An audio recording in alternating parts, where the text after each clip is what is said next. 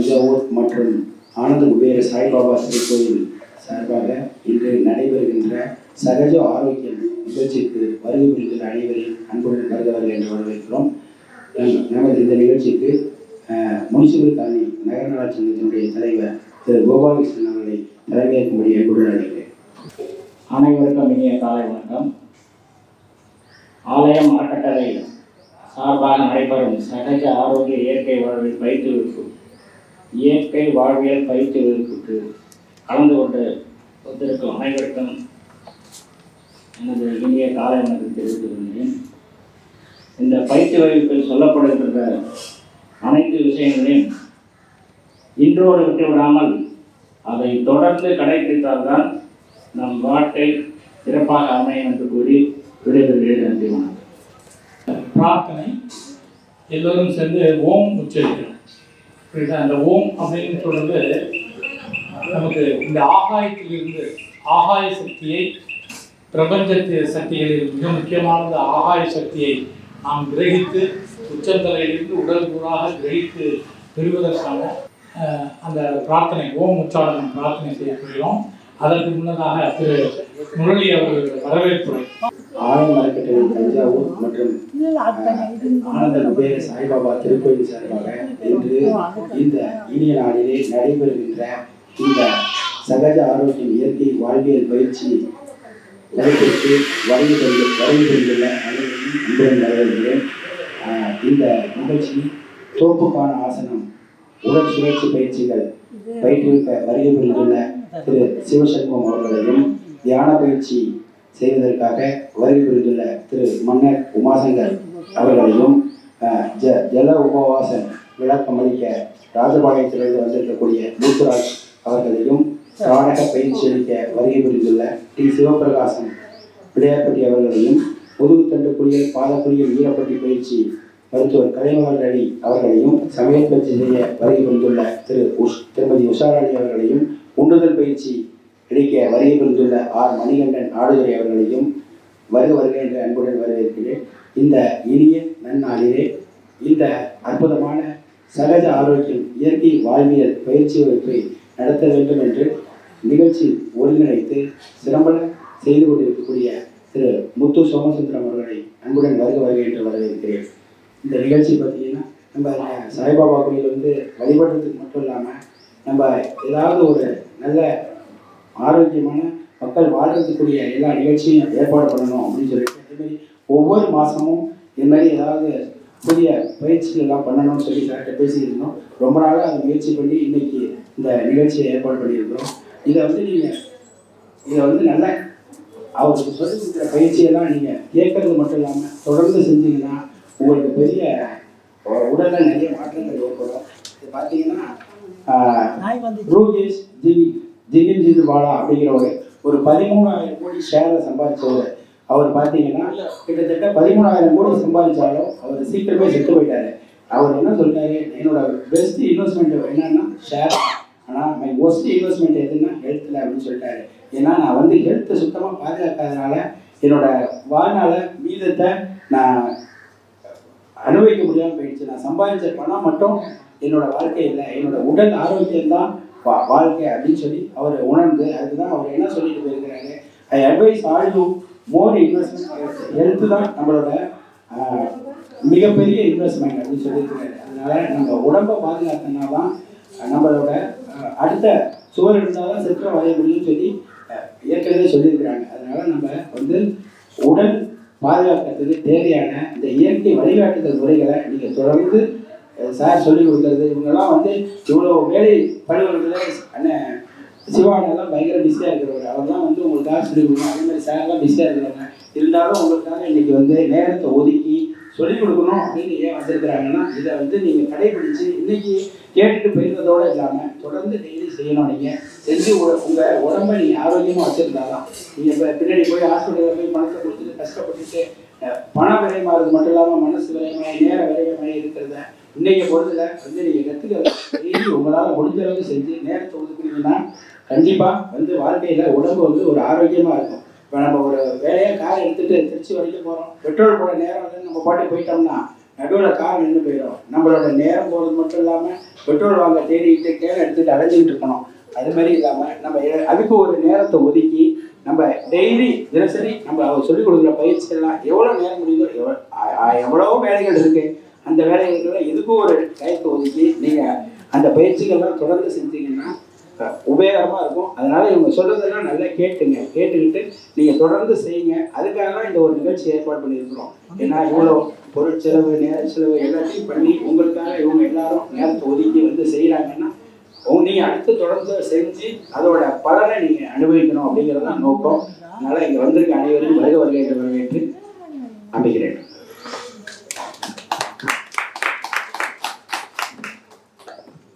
நன்றி முரளி அவர்களே. முரளியை பற்றி நமக்கு எல்லாருக்கும் தெரியும்.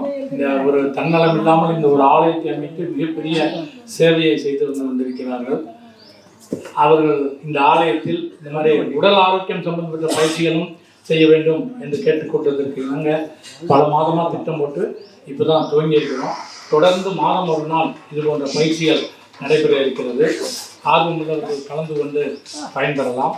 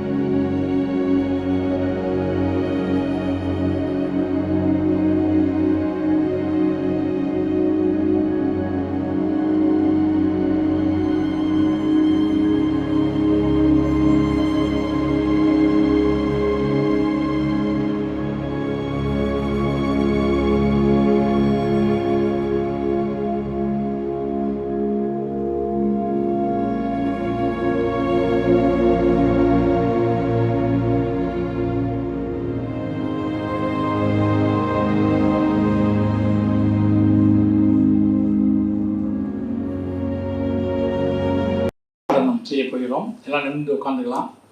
5 முறை ஓம் உச்சரிக்க போகிறோம். இந்த ஓம் என்கிற எழுத்து ஒரு தமிழ் எழுத்து. எந்த மதத்தையும் இனத்தையும் எந்த மொழியும் இங்கிலீஷில் சொன்னாலும் ஓம் தான், எந்த மொழியில் சொன்னாலும் ஓம் தான். அந்த உச்சரிப்புக்கு மிகப்பெரிய ஆற்றல் இருக்கிறது. இந்த பஞ்சபூத சக்தியிலே மிக உன்னதமான ஆகாய சக்தியை நாம் கிரகித்து இந்த உடல் எடுத்துக்கொள்வதற்கு தலையில் இருக்கிற சகசிரார சக்கரம் எப்படி இந்த ஆலயத்தில் கலசம் இருக்கிறதோ அதுபோன்று நம்முடைய சகசிரார சக்கரத்தின் மூலமாக இந்த ஓம் உச்சரிப்பின் மூலம் இந்த ஆகாய சக்தியை நாம் பெற முடியும். நமக்கு நல்ல வழி நடத்துதல்களை கொடுக்கக்கூடிய சக்தி. கண்களை மூடிக்குவோம். 5 முறை ஓம் சொல்ல போகிறோம். ஒவ்வொரு முறை ஓம் சொல்வதற்கு முன்பும் ஆழ்ந்த உச்சுவாசம் எடுத்துக்கொண்டு வெளிச்சுவாசம் விடுகின்ற பொழுது ஓம் என்கிற சப்தத்தை எழுப்ப போகிறோம். அதில் ஓ சின்னதாகவும் நீட்டியும் சொல்ல போகிறோம். ஒவ்வொரு ஓமுக்கும் இடையில் ஆழ்ந்த உச்சுவாசம் 5 முறை எல்லோரும் சேர்ந்து செய்யலாம். கண்களை மூடிக்கொள்ளலாம். முதுகுத்தண்டு நேராக இருக்கட்டும். ஆரம்பிப்போம். ஆழ்ந்த உச்சுவாசம். ஓ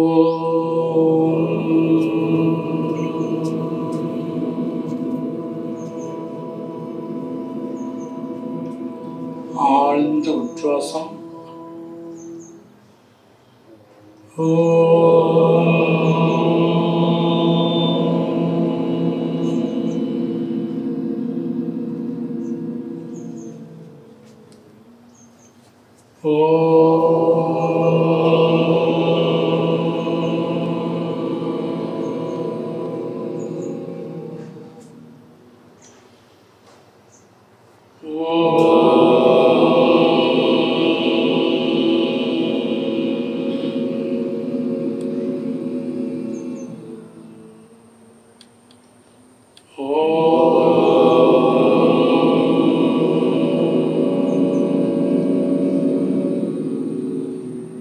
கண்களை மூடியபடியே மனதுக்குள் பிரார்த்தனை செய்திருக்கிறோம்.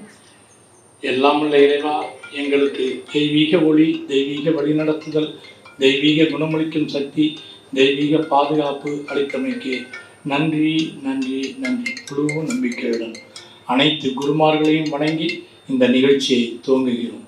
மெதுவாக கண்களை திறக்கும். இது இயற்கை வாழ்வியல் ஒரு அறிமுக பயிற்சி. இந்த கோவில்லையே ஒரு கூட்டத்தில் முரளி அவர்கள் இதை மாதிரி இயற்கை வாழ்வியல் முகாம் நடத்த போகிறோம் அப்படின்னு சொன்னப்போ டக்குன்னு ஒரு மேடம் நினச்சி இயற்கை வாழ்வியல்னால் என்ன சார் அப்படின்னு கேட்டாங்க. உண்மையிலேயே ஒரு மிகப்பெரிய ஒரு வழிகாட்டுதலை எனக்கு அது ஏற்படுத்தியது. நம்மளும் 30 வருஷம் 40 வருஷமாக இந்த பயிற்சிகள் நடத்தி கொண்டு இருக்கிறோம். நிறைய ஊரில் நிறைய இடங்களில் நடத்துகிறாங்க. மக்கள் மத்தியில் இன்னும் இயற்கை வாழ்வியல் அப்படிங்கிறதே ஒன்று சொன்ன லைஃப் ஸ்டைல் சேஞ்ச் பண்ணணுங்க, லைஃப் ஸ்டைல் மாற்றம் தான் வேணும் ஆரோக்கியத்துக்கு அப்படின்லாம் சொல்கிறாங்க. ஆனால் இயற்கை வாழ்வியல் வாழ வேண்டும் அப்படிங்கிற ஒரு எண்ணம் உந்துதல் நம்ம மனசில் இன்னும் போய் சேரலை, அதை சேர்ப்பிக்கவில்லை. எத்தனையோ இயற்கை மருத்துவ சங்கத்தின் மூலமாக எத்தனையோ யோகா ஆசிரியர்கள், இயற்கை வாழ்வியல் நிபுணர்கள் பணியாற்றி கொண்டிருந்தாலும் பல ஆண்டுகளாக இன்னும் மக்களிடையே அந்த இயற்கை வாழ்வியல் அப்படிங்கிற ஒரு கான்செப்ட் போய் சேரலை. பொதுவாக இயற்கை வாழ்வியல்னு சொன்னால் அதுக்காக தான் இன்றைக்கி இந்த நிகழ்ச்சியை போட்டிருக்கோம். எல்லாத்த பற்றியும் ஒரு வரி: ஆசனம், பிராணாயாமம், தியானம், ஷட்கிரியைகள், இயற்கை சிகிச்சை முறைகள், அடுத்தது உணவு முறை. இந்த 6ஐயும் முழுமையாக தெரிந்து கொண்டு அதை பின்பற்றி வாழ்கின்ற வாழ்க்கை தான் இயற்கை வாழ்க்கை முறை. ஆசனம்னா என்ன? நம்ம என்ன ஆசனம் செய்ய முடியும்? ஒரு நாளைக்கு ஒரு 10 நிமிஷம் ஆச்சு. மூச்சு பயிற்சி, தியான பயிற்சி, ஷட்கிரியைகள் அப்படின்னு சொல்கிற 6 கிரியைகள், அப்புறம் பஞ்சபூத சிகிச்சைகள், அடுத்தது உணவு முறை, முறையான உணவு முறை. இதை பற்றி ஒரு அறிமுகத்தை ஏற்படுத்துவதற்காக ஒன்றையும் இன்றைக்கி சொல்கிறோம். 1/2 மணி நேரம் கொடுத்துருக்கோம். இந்த 6 விஷயங்களையும் நம்ம என்னன்னு ஒரு அறிமுகத்தை ஏற்படுத்துவதற்காக தான் இந்த நிகழ்ச்சி ஏற்பாடு செய்து கொண்டிருக்கிறோம். இதை பற்றி விரிவாக இங்கே பேசுகிறதுக்கே ரொம்ப நேரம் யாருக்கும் ஒதுக்கலை. எல்லாம் பயிற்சியை, ஒரு சின்ன பயிற்சியை தெரிந்து கொண்டு நாளையிலிருந்து இங்கே புதியவர்கள் நிறைய பேர் இருக்காங்க இயற்கை வாழ்வியலில். இதுவரையும் இந்த வகுப்பெல்லாம் கலந்துக்காதவங்கெல்லாம் நாளையிலிருந்து இங்கு கற்றுக்கிட்ட பயிற்சியை நீங்கள் பின்பற்ற முடியும். அதற்கு தக்கன ஒரு எளிய பயிற்சிகளை தான் இன்றைக்கி சொல்லிக் கொடுக்க போகிறோம். முதலாவதாக ஆசனம் அப்படின்னு சொல்கிறோம். ஆசனம் அப்படிங்கிறதுல இங்கே தோப்புக்கரண ஆசனம், தோப்புக்கரண ஆசனம் அப்படிங்கிற ஒரு பயிற்சி இருக்குது. அடுத்தது அது ரொம்ப எளிமையானது, 5 நிமிஷம் கூட ஆகாது ஒரு முறை செய்வதற்கு. அடுத்தது உடல் சுழற்சி பயிற்சிகள். ஆசன பயிற்சிகள்லாம் செய்வதற்கு முன்னால் உடல் சுழற்சி பயிற்சிகள், சிதிலீகரண வியாயாமம் என்று வேதங்களிலே குறிப்பிடுகிறார்கள். இந்த உடல் தளர்வுபடுத்திக் கொள்கின்ற பயிற்சிகள், அந்த பயிற்சிகளை செய்த பிறகுதான் ஆசன பயிற்சிகள் செய்ய வேண்டும். அந்த வகையிலே இப்பொழுது யோகா ஆசிரியர் சிவசண்முகம் அவர்கள் உடல் சுழற்சி பயிற்சிகளையும் தோப்புக்கரண ஆசனம் பயிற்சியையும் எப்படி செய்வது என்பதை நமக்கு